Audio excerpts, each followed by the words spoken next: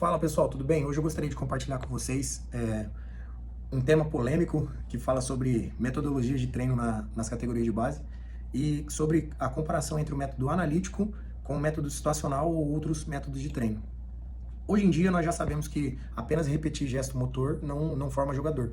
Isso dentro de uma visão cartesiana que nós temos sobre o futebol, nos mostra que o atleta melhora sim tecnicamente, mas se a gente for pensar no jogo como um todo, no caos que o jogo é e nos problemas que surgem durante uma partida para o atleta resolver, isso é muito pouco para a gente poder passar para os nossos atletas. Então, assim, como a ciência nos mostra isso, que só repetir gestos motor não forma um atleta com qualidade, como muitos comentaristas ou como muitos ex-jogadores ou até mesmo pessoas que a gente se diz, pessoas da bola, falam que o futebol brasileiro perdeu a essência, porque o método analítico foi deixado para trás, que é ultrapassado. Eu discordo de tudo isso, eu acredito sim que o método analítico ele auxilia no processo de treinamento, mas hoje nós temos outros métodos que podem nos auxiliar de forma mais eficaz. Como, por exemplo, o jogo reduzido, ou como se fala, os pequenos jogos, eles nos auxiliam tanto na parte técnica do atleta, ele consegue melhorar a parte técnica, quanto a parte tática e até mesmo a parte física. E quando a gente fala de crianças, nós precisamos pensar que o treino ele deve ser voltado para a criança, voltado no sentido que o atleta ele precisa se divertir, o aluno precisa se divertir naquela aula. E o que você acha que é mais prazeroso para uma criança? Ela ficar driblando cone ou ela enfrentar um coleguinha dela, um amigo dela, numa situação que ele precisa driblar ou até mesmo passar pelo amigo dela? O que você acha que é mais prazeroso? Pensa aí. Ou vamos pensar em um treino de finalização. Você acha que é mais prazeroso para o atleta ele cortar um cone e finalizar no gol, no caso dar um drible no cone e finalizar no gol, ou ele receber uma bola, precisar passar por um adversário e finalizar no gol? Qual que você acha que é mais prazeroso para uma criança? Então, assim, a gente precisa pensar que hoje, graças ao acesso à informação que nós temos diversas metodologias que nós podemos utilizar no nosso treino.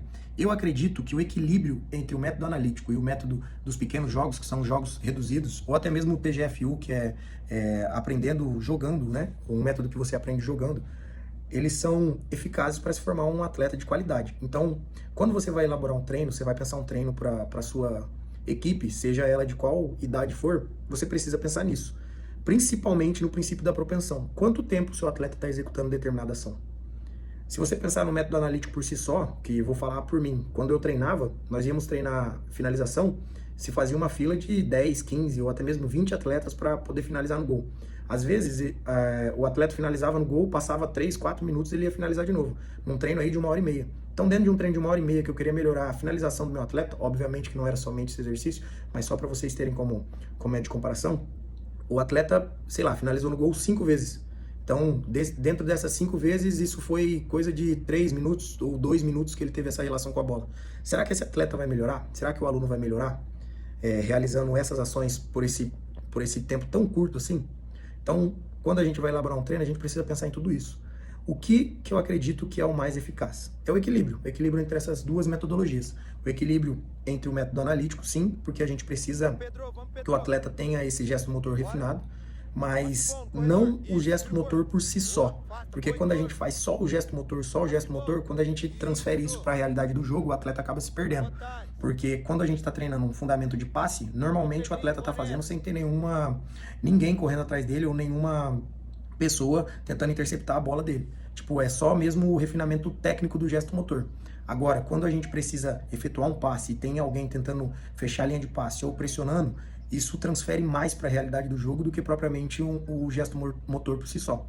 Então, para a gente poder melhorar os treinos na categoria de base, eu acredito que o correto seria buscar um equilíbrio entre essas duas metodologias, buscar algo que favorecesse a execução das atividades por mais tempo para cada atleta, que é o princípio da propensão durante o treino, porque assim a gente vai melhorar o atleta, a gente vai fazer com que ele rele na bola mais vezes, com que ele tenha mais ações dentro do jogo. A gente sabe também que a ciência já nos mostrou que quanto menor o campo, maior a relação que o atleta vai ter com a bola. Dependendo da dimensão do campo, a gente vai ter mais passes curtos, vai ter mais passes longos, vai ter mais finalização, dependendo da quantidade de gols que a gente coloca. Então, assim, são variáveis no treinamento de futebol que a gente pode utilizar para melhorar o nosso treino para os nossos atletas. Então, pensando nisso, professor, treinador, ou até mesmo quem está me assistindo, que tem um interesse em melhorar o seu processo de treino, os seus métodos de treino, Sempre que você for elaborar alguma atividade, algum exercício, pense nisso. Pensa a respeito de quantas vezes seu atleta está tocando na bola ou quantas vezes ele está executando determinada ação. Pensa no tempo de exercitação, se todos estão conseguindo realizar a tarefa da mesma forma. Pensa na dificuldade do exercício, se os atletas estão tendo muita dificuldade, pouca dificuldade. E eu falo até assim, me incluindo dentro desse tema. A gente tem tanto acesso à informação e às vezes a gente copia tudo de todos, sendo que nosso maior aliado está aqui, ó. E nosso maior aliado é a nossa mente e principalmente o contexto que a gente vive. Então, se a gente elaborar exercícios e atividades que consigam melhorar os atletas dentro do contexto que a gente tem, pode ter certeza que essa vai ser a melhor atividade que nós vamos criar.